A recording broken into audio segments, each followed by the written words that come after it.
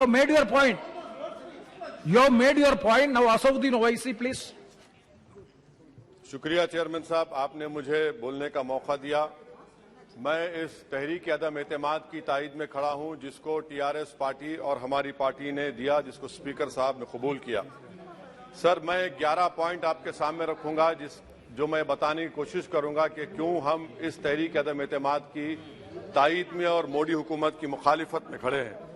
Sir, हालिया दिनों में हमारे मुल्क में ट्रेन में एक वर्दीपोश दहशतगर्द ने अपने सीनियर मीना साहब का कत्ल करने के बाद ट्रेन के कंपार्टमेंट में जाकर नाम पूछकर, चेहरे पर दाढ़ी देखकर, कपड़े देखकर उनको कत्ल कर दिया और उसके बाद उसने कहा कि इस देश में रहना है तो मोदी को वोट देना पड़ेगा।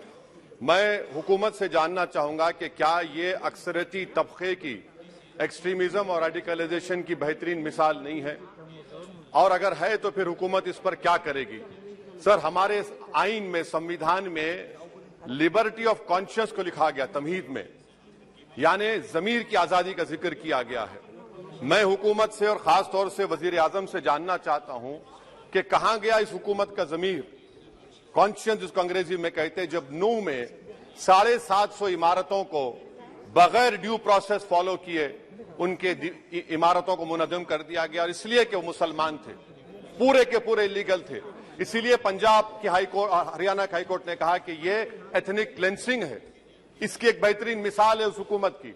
तीसरी है कि इस मुल्क में एक नफरत का माहौल, बल्कि एक आतिश को पैदा कर दिया गया, मुसलमानों के खिलाफ नफरत का माहौल। ये 9 साल का इनका ये कारनामा है। तीसरा सर, मणिपुर के ताल्लुक से कल बड़ा लंबा जवाब वजीर दाखिला ने दिया। सर, आसाम राइफल के ऊपर केस बुक हो जाता है, एफआईआर हो जाता है। क्या हो रहा है वहां पर? कहां गया आपका कॉन्शियस, कहां गया आपका जमीर, जब वहां की महिलाओं की अस्मत रेजी की जा रही है? और आप मुख्यमंत्री को नहीं हटाना चाहते इसलिए क्योंकि वो कोऑपरेट कर रहा है। सर, मैं हरियाणा और मणिपुर के वजीर आला के लिए, किसी शायर ने अच्छा कहा था कि कुर्सी है तुम्हारा ये जनाजा तो नहीं, कुछ कर नहीं सकते तो उतर क्यों नहीं जाते। आखिर कहां गया? उन ताबूतों में खो गया कि आपका कॉन्शियस, आपका जमीर, जहां पर 50,000 लोग बेघर हो गए, यानी 6 लाख हथियारों को लूटा जा रहा है। आखिर कौन सा आप इंचार्ज वहां पर हैं? सर, 4था पॉइंट, हिजाब को एक मसला बना दिया गया और मुस्लिम बच्चों को तालीम से महरूम कर दिया गया। क्या यह आपका लिबर्टी ऑफ कॉन्शियस है? कहां गया आपका जमीर? सर, अभी आपने फाइनेंस मिनिस्टर साहबा ने कहा, यहां पर डीएमके के मोहतरमा कनीमोजी ने महाभारत के द्रौपदी का जिक्र किया। मैं ये पूछना चाहता हूं, बिल्किस बानो इस देश की बेटी है या नहीं? जिस बिल्किस बानो को 11 लोगों ने रेप किया, प्रेग्नेंट थी, उसकी मां का रेप किया, उसकी बेटी को कत्ल कर दिया, उसकी मां का कत्ल कर दिया, आपने कातिलों को रिहा कर दिया। ये आपका कॉन्शियस है? ये आपका कॉन्शियस है? आप तो मेजोरिटेरियन पॉलिटिक्स को फरोग दे रहे हैं। सर, चौथा, आज चाइना के ऊपर कोई नहीं बोलते हैं। प्रधानमंत्री मोदी ने उस वक्त 2013 में, जब प्रधानमंत्री नहीं थे, कहा था कि समस्या बॉर्डर पर नहीं, दिल्ली में है। अगर हम अपनी जमीन पर हैं तो डिसएंगेजमेंट क्यों कर रहे हैं? क्या आज चीन हमारी जमीन पर नहीं बैठा है? क्या आज चीन से आप बातचीत कर रहे हैं? आप डिसएंगेजमेंट कर दिए। बताइए डी एस्केलेशन, डी इंडक्शन कब होगा? मैं आपके जरिए से हुकूमत को बता रहा हूं कि अगर प्रधानमंत्री ने अहमदाबाद में शी जिनपिंग को बुलाकर झूला झुलाया था, क्या हुआ? क्या नतीजा निकला उसका? चेन्नई दिखाया, क्या नतीजा निकला? सर, इसलिए चीन पर बोलिए, चीन को उखाड़ कर फेंकिए। सर, और एक पॉइंट जिस पर मैं मुखालिफ तायद में खड़ा हूं, हाई इन्फ्लेशन है इस मुल्क में, हाई अनएम्प्लॉयमेंट है, स्टैग्नेटिंग कंजम्पशन है। इसकी वजह से महिलाओं में हाई एनीमिया लीड कर रहा है। ये हुकूमत इसकी जिम्मेदार है। सर, कुलभूषण जाधव कहां है? पाकिस्तान में बैठा है, आप क्यों नहीं लेके आते? आप विश्वगुरु कहते हैं, कुलभूषण जाधव को भूल गए आप। कतर में 8 नेवी ऑफिसर 1 साल से जेल में हैं, आप नहीं ला सके उनको। सर, और एक चीज, 1991 का प्लेसेस ऑफ वर्शिप एक्ट इस ऐवान में पास किया गया था कि तारीख के जख्मों को नहीं खुरेदा जाएगा। आप खुरोद रहे हैं उनको। मैं आपको इंतबा दे रहा हूं, वार्न कर रहा हूं, इस मुल्क को 90 के दहे में मत लेकर जाइए। 91 का एक्ट, सुप्रीम कोर्ट में जवाब दीजिए कि आपकी हुकूमत 91 प्लेस ऑफ वर्शिप एक्ट की कायम है, उस पर कायम रहेगी। यूसीसी, सर, इस यूसीसी का फॉर्मूला क्या है? एक मुल्क में एक मजहब, एक कल्चर, एक जबान, ये तो डिक्टेटरों का फॉर्मूला है। भारत एक गुलदस्ता है, भारत एक मोजाइक है। यहाँ पर बेशुमार जबानें, बेशुमार मज़ाहिब बोले जाते हैं और हिंदू अनडिवाइडेड फैमिली में now Owaisi ji please sir I am concluding 8 crore 75 Hindu खानदानों को 3,800 करोड़ डिडक्शन मिला।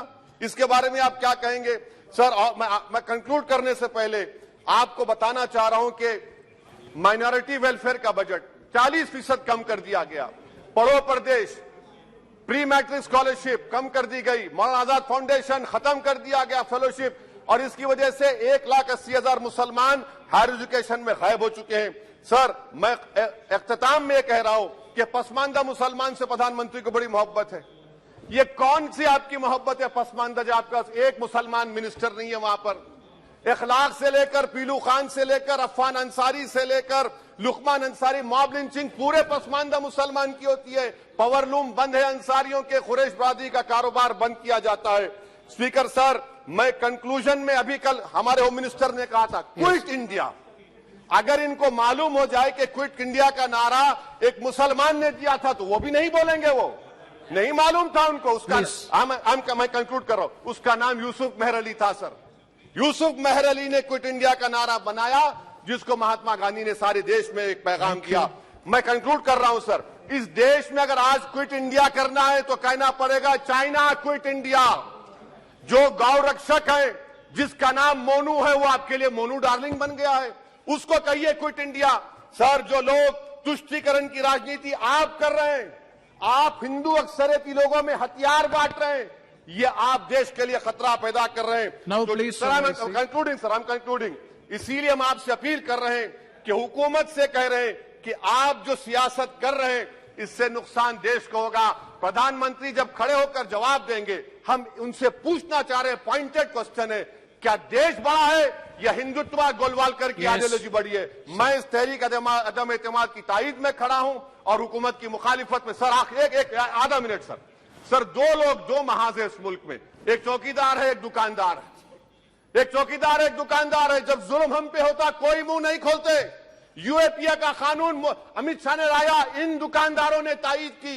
आज उस यूएपीए का कानून में 83 साल का बुढ़ा सिपर खत्म करो, सिपर नहीं होने से मर गया। आखिर कब तक दुकानदार और चौकीदार हमारी लाशों पर सियासत? सर हम कंक्लूडिंग, कब तक सियासत करेंगे? अगर आप जुल्म के खिलाफ आवाज नहीं उठाएंगे तो आपकी दुकानदारी नहीं चलेगी, चौकीदार को बदलेंगे, तीसरा महाज करेगा। शुक्रिया सर।